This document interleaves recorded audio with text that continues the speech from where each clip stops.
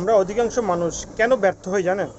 আমরা কোনো কাজ শুরু করার আগেই কিন্তু মেন্টালি আমরা একটা অটো সাজেশন দিয়ে দিই যে দেখি না কি করা যায়, একটু চেষ্টা করে দেখি, হইলে হইল, যদি ব্যাটে বলে হয় তাহলে আগাবো, আর নয় কুইট করে চলে আসবো।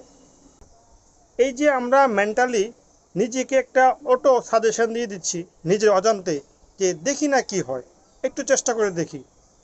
ভাই, এটা কি বউ দেখা দেখি যে পছন্দ হইলে এটাই করবেন, নাহলে অন্য একটা দেখবেন?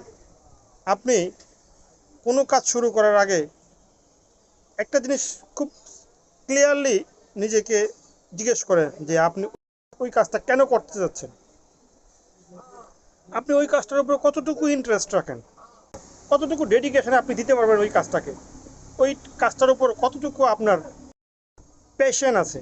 সো ওই জিনিসগুলো যদি আপনার না থাকে তাহলে আপনি খামা